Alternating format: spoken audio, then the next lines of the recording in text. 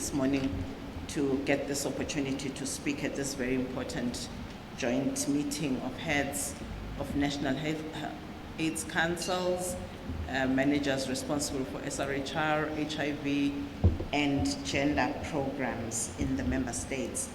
I extend our heartfelt appreciation, as I've indicated, to the government of the Republic of Zambia for the gracious hosting that we have received in the last few days that we've been here. I'd like to recognize all our partners for the unwavering support and collaboration. We gather here under the theme Accelerating HIV Prevention and Access to Integrated Sexual and Reproductive Health Services, Tackling Inequalities, Securing a Sustainable Response. This is not just a slogan, it is a call to action, a call that demands urgency, a call that demands innovation as well as solidarity. Urgency because the deadline to 2030 is close. It is important for us to also focus on innovation because that is what will make the difference. Today we talk about new injectable lenacapavir. We've also spoken in the last few years or months about CAB-LA. Those are some of the innovations that will make a difference. And lastly, solidarity, because if we pull together as a region, we will have greater impact and a wider footprint. The SADC region continues to take bold and exemplary leadership in the fight against HIV. We know that already we have 6 SADC member states, which include Botswana, Eswatini, Lesotho, Malawi, Zambia, and Zimbabwe, who have already met the UNAIDS fast-track targets 95, 95, 95, ahead of the 2025 deadline. A few other member states, such as Namibia and Tanzania, are very close to meeting these targets. Additionally, we see other health indicators on a positive trajectory, such as maternal mortality or the reduction of maternal mortality in a number of member states. However, despite some of the commendable progress in expanding access to HIV treatment and prevention services, new infections continue to rise, particularly among adolescent girls and young women and key populations. First, early and unintended pregnancies are still a major challenge faced by the region, and these are just not mere statistics, but there are women and girls behind these numbers. There are lives at risk. If a girl falls pregnant, for example, and gives birth at a very early age, there is a risk there.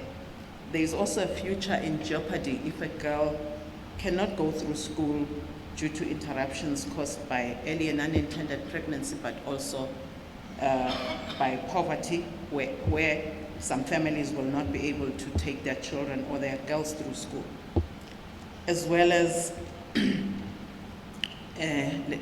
apologies for this, let me come back on this, and poverty, where young girls drop out of school because there are no fees or any educational support.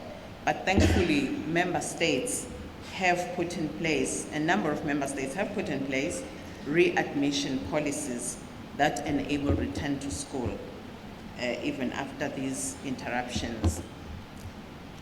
We are seeing progress also in a number of areas, including our SRHR indicators and targets in the region.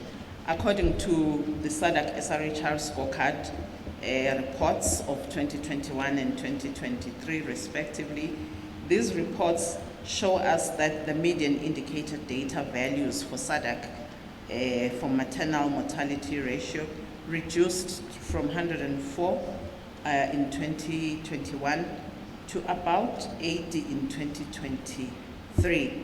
And this paints a positive picture in terms of some of these key indicators.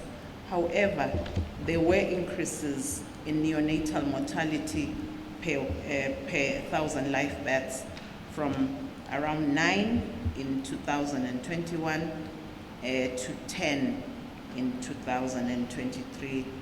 And as has been indicated, the adolescent birth rate continues to rise, which is a concern. Condom use is also proving to be a challenge, especially between the people of the ages 15 to 24, and we are seeing a worrying trend where there's lack or no use of condoms or irregular, etc. And this is the data we get for 2021 and 2023. In the course of this week, we will see the trends and data coming out of the 2025 scorecard. This will then enable us to continue to track progress and the milestones achieved to date. This meeting also happens at a time where we welcome some of the most recent innovations, as I've mentioned earlier in my statement. The price reduction, for example, of lenacapavir comes as good news to us in the region. We also congratulate member states who are taking proactive steps to roll out some of these innovative interventions, such as lenacapavir. I am aware that South Africa is moving rapidly to ensure that the rollout happens. While we celebrate some of these high-impact interventions, we are still confronted with the rapidly changing funding landscape, as we are fully aware, which requires that we begin to be self-reliant in financing health and ensure health security. Colleagues, ladies and gentlemen, we must embrace integration, not because it's a good thing to do, but as a strategic imperative. Integrating SRHR and HIV and GBV, for example, allows us to deliver, or services rather, addressing GBV, allows us to deliver comprehensive client-centered care. It improves efficiency, enhances health outcomes, and ensures that no one is left behind.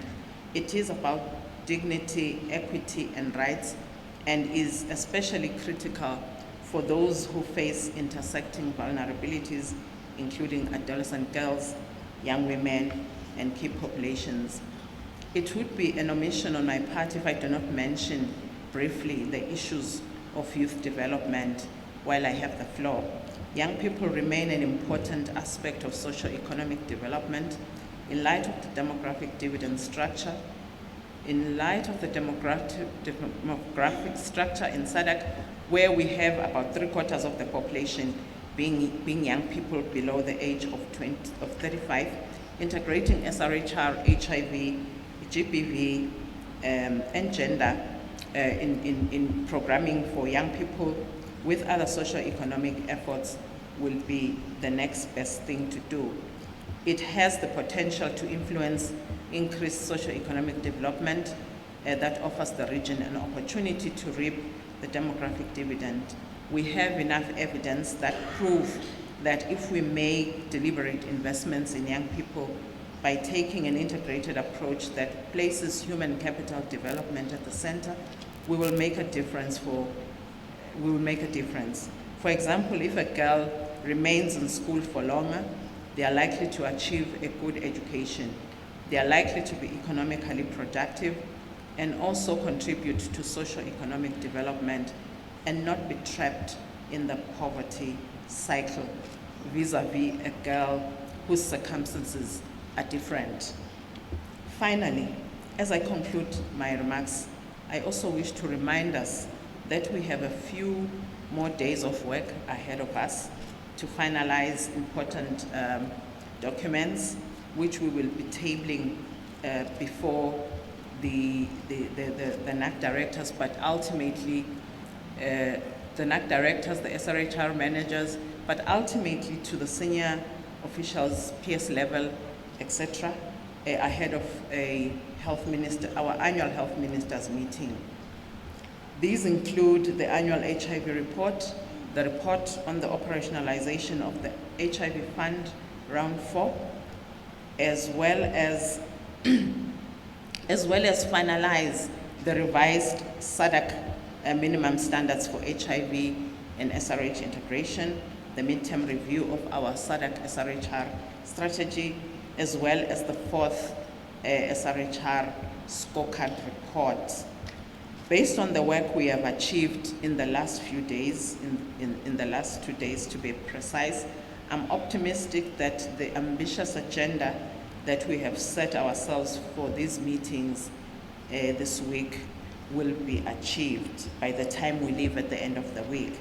I wish us all fruitful and productive deliberations, meaningful exchanges, and renewed partnerships. I thank you for your attention.